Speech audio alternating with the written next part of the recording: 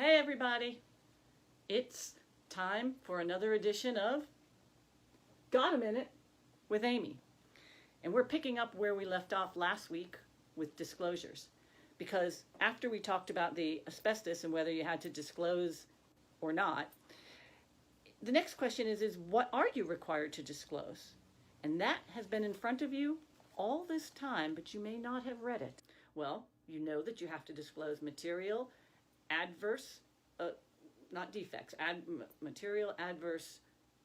disclose material adverse facts pertaining to the physical part of the property, and we say that's within the four corners of the property. If it's over there in the neighbor's yard, that's not your disclosure. Within the four corners, anything physical you have to disclose.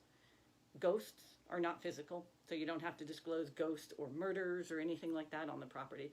Those don't affect the physical sticks and the bricks of the property. And it has to be things that you actually have knowledge of without being obligated to go do research. You are not an expert in other fields. Okay, we know that. So then the other things that you have to disclose, which you may not have paid attention, but with the residential disclosure form that y'all get signed, there's like 3 other pages that come with it. Not the summary of rights, but 3 other pages from DPOR.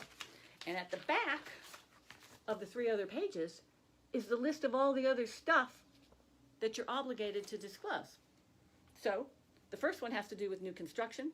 If there's any building code violations or materials that are not up to code, the builder has to disclose that, and you have to disclose that.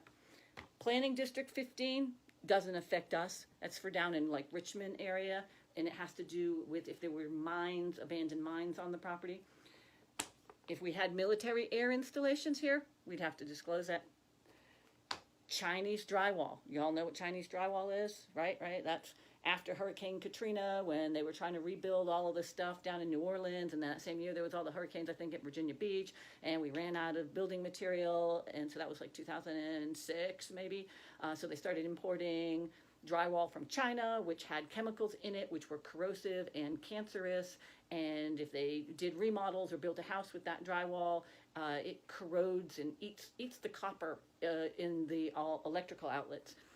I've never run into it here, but if it was here, you've got to disclose if you know. You have to disclose if there are any pending building code or zoning ordinances. I had one last year. I had someone who had built 2 extra rooms on their house and never got the building permit. And when we went to pull the septic permit from the health department, they came out and said, wait a minute, there's too many bedrooms on here. And they sent them a letter that they were in violation, and the owner had to bring the home up to code with a new septic before we could sell it. So, pending building code or zoning enforcement issues, if they are under investigation. We know, of course, meth labs. If you made meth in your home, you better tell everybody. That's written right in your contract. And we know about the septic waiver. If you had any septic waivers, we know we have to disclose that because you got to turn that paperwork in. You know you got to do lead paint if you know about that. And, of course, the Condominium Act or the Homeowners Association, you know you have to disclose if they're in those. But really, those are your disclosures that you actually have to do, and they are listed right here on the back. I hope that helps. Talk to you soon.